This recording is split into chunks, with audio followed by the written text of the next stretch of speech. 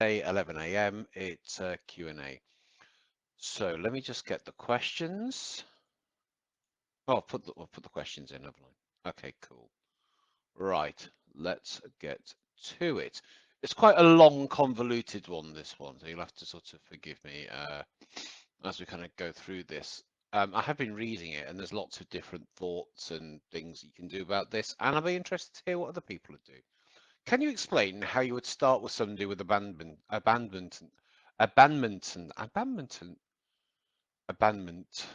anxiety, abandonment anxiety? I can't speak today. Anyway, um, so somebody asked me this in the group, and I was like, well, I don't know what you want to tell you about that. Well, I don't know where to start because I don't know what the problem is. So I need a lot more information about this. The client reports she was placed in an incubator as a baby. At age 10, she was hospitalized, and when she returned home, she no longer felt a sense of connection with her family. In 2013, she developed depression, and in 2022, her abandonment anxiety began. In that same year, her brother-in-law and nephew passed away. She experiences loneliness and has very few social contacts. She also has fears relating to aging and fear of dying. Yet she clarifies she's not afraid of death itself, but of dying alone. She states that she's never experienced these fears before, and they appeared suddenly. I think the death of her nephew and brother-in-law are the triggers. She often wakes up at night with heart palpitations. In those moments, she reports thinking, "What if I die alone?" She lives by herself. She wants to feel happy again and regain a sense of living she had when she was younger. She also has thoughts such as, "Soon I'll have more wrinkles and I won't be recognizable anymore."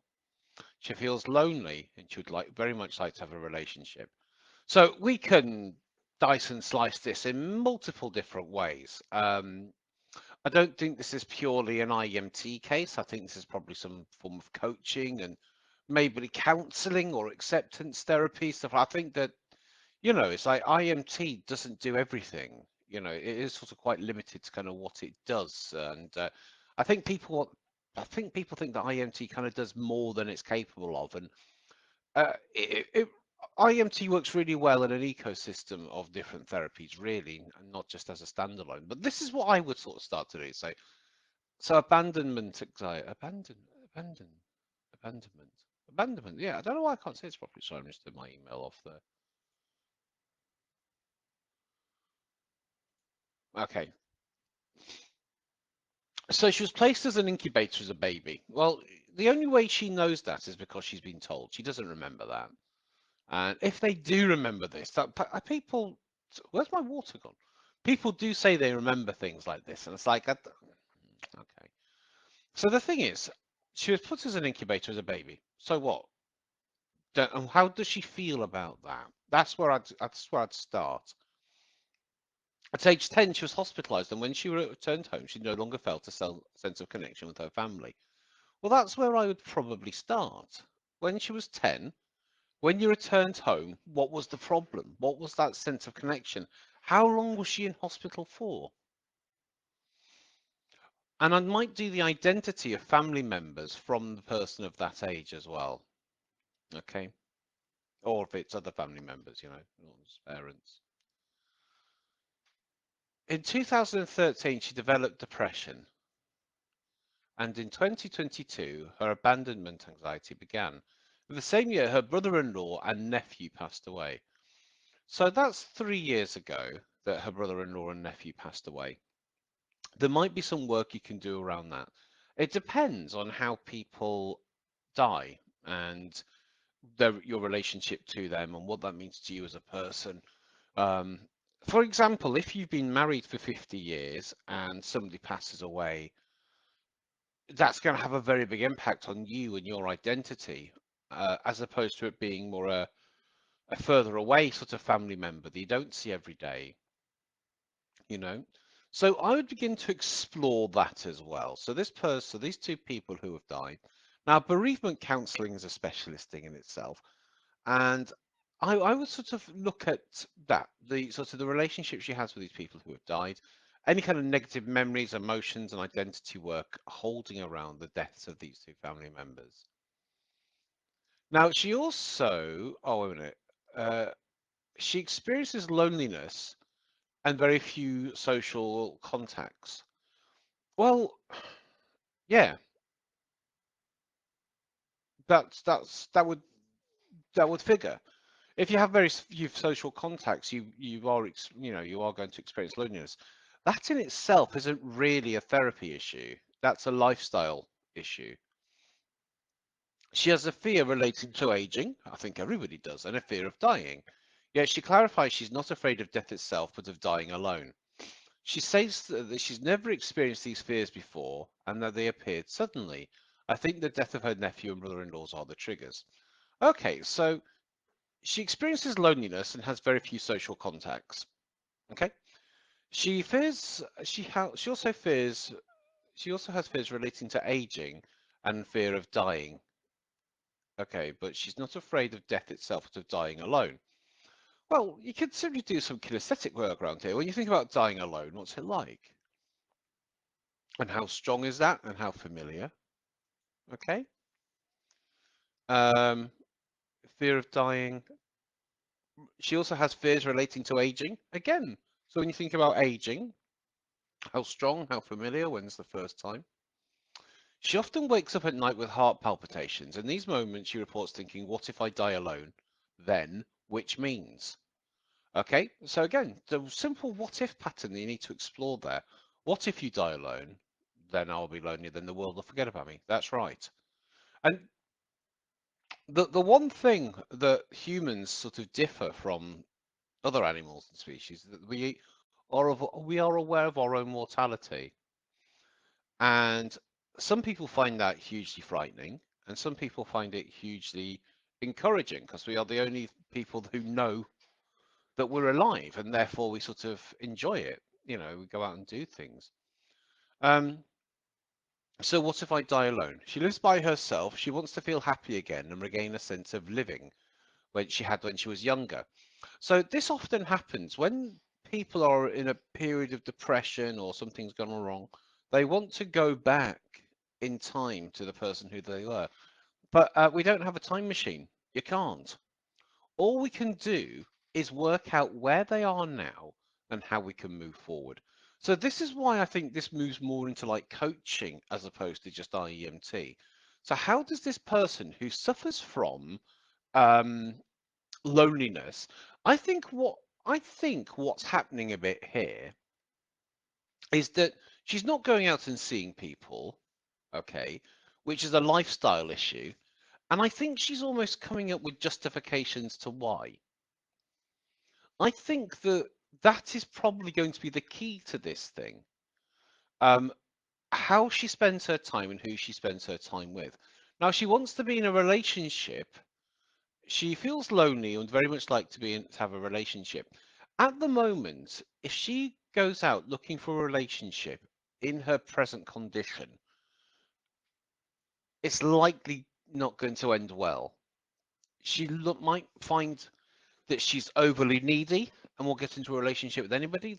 Those people will treat her badly, or she's going to attract the wrong kind of suitor, the wrong kind of partner, and they can explore and exploit her vulnerability. So I don't think at the moment, this is why I don't make goals with people. So I think at the moment, getting into a relationship is quite far off from what she needs. What she needs is to sort of sort herself out. She needs to work out, her fears of dying, her fears of whatever it might be, and work on those in a kinesthetic way. And then once you've done that, do the I, me, self, you work and the identity work, these little flies again, and bring her into the sense of now. What if I die alone? She lives by herself. She says she wants to feel happy again, have some sort of living when she was younger. She also has thoughts about soon I'll have wrinkles and I won't be recognizable anymore. So again, this is all to do with sort of aging, and I think that what she's kind of worried about is losing her looks, losing her beauty, and that means she's more likely to be alone, which actually is true. Um, but I don't know. Again, there's so many ways you can. Do you know what?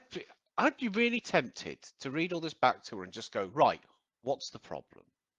What's the problem? And I think she will blurt something out, like, I hate myself or something. I think, because I've worked with cases like this where people provide me with loads of information about something, and I just look at them and go, well, what's the problem? Not what do you want, because she wants a relationship and that's not suitable at the moment. What's the problem? What's going on here? This and this, yeah, but what's the problem? Oh, God, I just want to die, or I just had to, and they'll actually throw something out. That's where I might actually start thinking about it. Yeah, probably would. But that's how you can also dice it up, though. You can take all those things that she said and split that down. Just watch the recording back to how I do that. But I think there's so much kind of going on here, and all she wants to do is not feel lonely. Well, you can just work with that feeling of loneliness. Loneliness is not, you know, it's not really determined with the amount of people that you're with. It's just a feeling you tend to have. So some people like, bloody hell. So I've been out for the last week and a bit. I've been with loads of people, and but I need to have time on my own, and I'm not lonely when I'm on my own. I find it relaxing, right? Okay, because I've been with lots and lots of people. Now, some people can be lonely in a group as well. So lonely is generally just a feeling. So you can definitely work on that. I am going to move on. I spent quite a lot of time on that, but I'd also just press them a little bit. So, what's the problem? And I think they'd actually say something, or go on the what if about dying alone. Please share some tips of working with people in person versus online. I've done quite a few online now, but my first in person is on Friday. So things like standing, sitting position, how to get them to move only their eyes, etc. Okay, so generally before the pandemic, we would all work in person, and then it started to move more online. And now the vast majority of people do seem to now work online. Now, when you're working online, you are constrained to the size of the person's screen that you're working with. So I can only move my fingers so far. When you're with somebody in person, you are actually moving their eyes all the way to where you want to go. So what I've seen people do is I've seen people stand too far back from the client they're working with. What I like to do is I like to have the client sat in a chair, slightly looking upwards, and I'm stood in front of them. If you look on my YouTube channel where I'm working with a girl called Jodie, you can actually see me how I stand and how far away I am from her. My shoulder is going to line up with the bridge of her nose or the client's bridge of their nose. Okay, so you always want to line your clients up with the bridge of their nose. If you stand in front of them and if you're like toe to toe, you're in the middle, you're going to swing. You don't want to be swinging. You want to have a controlled movement. It's not coming out so well on this camera, but you actually want to have like a controlled movement that you're doing against the flat plane of glass.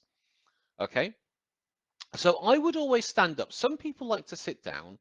I prefer to stand up. I think you have better control kind of standing up. And the way that I position my feet is almost like if you're on a surfboard. So I have one foot leaning in. So if I'm using my right arm, I actually have my left foot leaning in, then support myself with my right foot, and then that creates a really strong frame for doing the actual eye movements. Um, Apart from that, how do you keep the head still? Well, if they don't stop moving their head, then you've got to get them to sit forward and to actually put their head in their hands. So they're not actually moving their head at all. And if you have to do that, then it's probably better to actually sit down in front of them because it's hard to do that and to look up as well, you see. But generally, I like them to be sat back in a chair, relaxed, slightly looking up, and I'm stood quite close to them, only a few feet away, and I'm doing it nice and slow to start off with as well. So yeah, just remember to take their eyes out to their periphery. If they start jumping or getting ahead, get them to slow it down. I always say this. Somebody disagreed with me the other day. I always find in IEMT, if something starts going wrong or you lose control, slow things down. Don't speed them up. Slow things down. Now, when you're working with somebody in person as well, really notice their whole body language because when you're working with somebody on a screen, you're limited to basically, their shoulders up kind of thing. Watch how their body begins to actually relax as well when you're doing the eye movements. And also, when you're working with somebody in person, episodic time and the PSACs, you're going to do them physically. You're going to do them physically. So when I do the episodic time, every step they take, literally every step they take, and PSACs, You're physically doing that, physically getting them to step things out. What about clients who intellectualize or philosophize, like saying things like everything changes, nothing is permanent? What's the best way to get them back into a felt sense? All right, so when you think about that now, what's it like? I don't know what else you want me to answer about that. Go, yeah, that's interesting, but when you think about it, how strong is it? Well, no, when you think about it, how strong is it? So the thing is, this is about sort of client management. So they're trying to philosophize. And the thing is, with IEMT, when you get age progression and when you see things from a different perspective, it will take on a new meaning. And people will start to want to talk to you about that new meaning, which is helpful to a degree. Um, and so that's why I'm always listening to how they structure their thoughts and their experience as well. Because a lot of it will go to past tense. It was just something that happened to me, blah, blah, blah, blah, blah. So that's what I would be sort of listening out for as well. But the thing is, it's about just keeping that client on track. Nothing changes, go, okay, interesting. So when you think about this thing now, what's it like? And just ask the questions again. Just ask the questions again. When's the Mandy Bridge interview? So I'm doing an interview with Mandy Bridge because she's worked with a shed load of clients. I'm going to make this public today or tomorrow, and it's going to be next Thursday at 3 p.m. UK time. And the next training will be in January. I might do January, I might do February at the moment. I'm not quite sure, but it's always the end weekend of the month. Okay, it's always the end weekend of the month. I'm going to leave that there for now. Unless anybody has any final questions, please do put them in the comments now. I am trying to keep these to 20 minutes just so I can put them onto Instagram without having to edit them. If anybody has any final questions, please do put them in the comments now. I can't see any.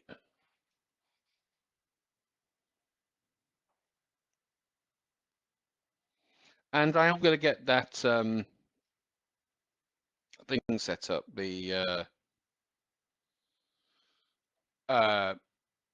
virtual summit. I'll get in contact with people about that. Okay then. All right. Well, thanks very much, guys. Hope that's been some help, and I'll see you this time next week.